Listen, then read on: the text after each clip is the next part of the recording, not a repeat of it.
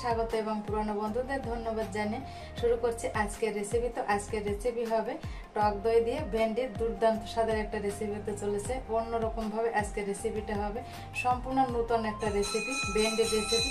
তো ভালো লাগলে চ্যানেলটির পাশে থাকবেন। তাহলে কথা না বাড়িয়ে চলুন দেখে নেওয়া যাক আজকের ভেন্ডির এই দুর্দান্ত রেসিপি। তো ভেন্ডিগুলোকে পরিষ্কার করে ধুয়ে তারপর কিন্তু এই যে ভেন্ডিগুলো কেটে নিয়েছি, কিছুটা লঙ্কা নিয়েছি আর টমেটো আর আলুগুলোকে ভেন্ডির মতো লম্বা লম্বি করে কেটে নিয়েছি। তাহলে দেখতে থাকুন জমজমাট রেসিপিটা। আর এখানে টক দইটাকে একটু ফেটিয়ে নিব। এই দেখুন, তো এখানে টক দই অল্প পরিমাণ টক দই নিয়েছি, যেহেতু ভেন্ডির পরিমাণও কম। তো টক দইয়ের ভিতরে আমি মশলা দিয়ে দেব, হলুদ গুঁড়া, লঙ্কার গুঁড়া।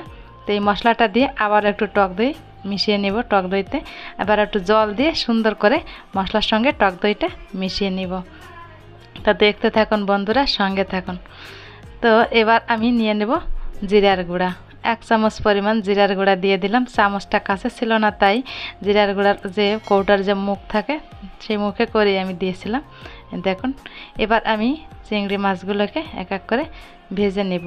চিংড়ি মাছে লবণ আর হলুদ দিয়ে চিংড়ি মাছটাকে কিন্তু আমার অলরেডি ভেজে নেওয়া হয়েছে। এবার আমি এটাকে একটা বাটিতে নামিয়ে, তো চিংড়ি মাছগুলোকে তো অলরেডি নামিয়ে নিয়েছি। এবার এই চিংড়ি মাছের তেলে আমি এই আলুগুলোকে ভেজে নেব। এই দেখুন, আমি লম্বা লম্বা পিস করে আলুগুলোকে কেটে নিয়েছি। তো চেষ্টা করবেন এরকম পিস করতে, দেখতে ভালো লাগবে। আর আমি এইবার আলুগুলোকে একটু হালকা ভেজে নিয়ে এবার দিয়ে দিলাম ভেন্ডি। তো ভেন্ডিগুলোকে দিয়ে ভেন্ডি আর আলুর সঙ্গে এভাবে একটু নেড়ে চেড়ে খুন্তি দিয়ে হালকা একটু ভেজে নিতে হবে। তো এই দেখুন, খুন্তি দিয়ে আমি একটু নাড়িয়ে চাড়িয়ে দিচ্ছি। আর এর ভিতর দিয়ে দিলাম হলুদ গুঁড়া। তো হলুদ গুঁড়াটা দিয়ে আবার একটু ভেন্ডি আর আলুটাকে একটু নেড়ে চেড়ে দিয়ে দিলাম।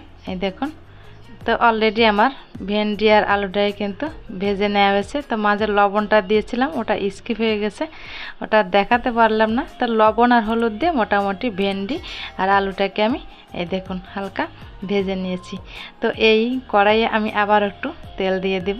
এই তেলে আমি মশলাটা এবার কষিয়ে নিব।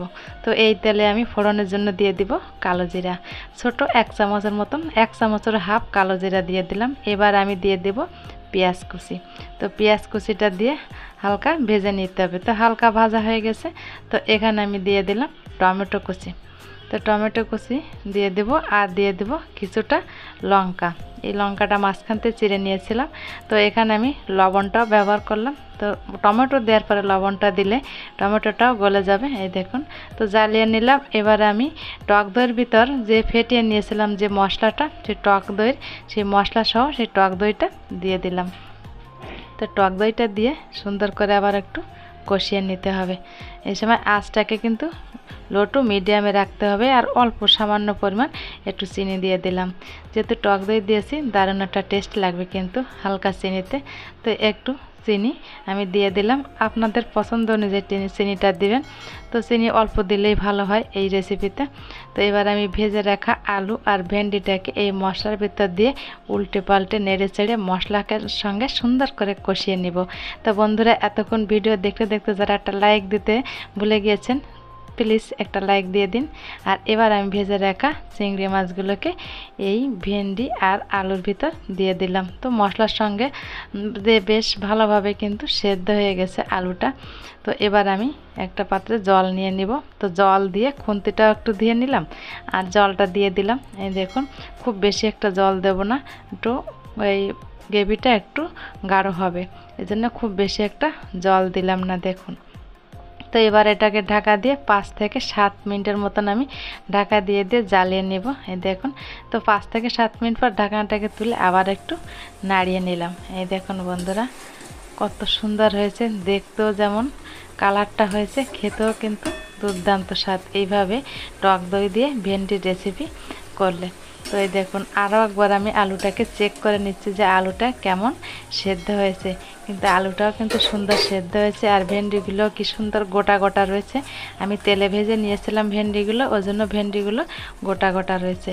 তেলে কিন্তু অবশ্যই একটু ভেজে নেবেন, খুব বেশি কড়া করে ভাজবেন না, হালকা ভেজে নেবেন।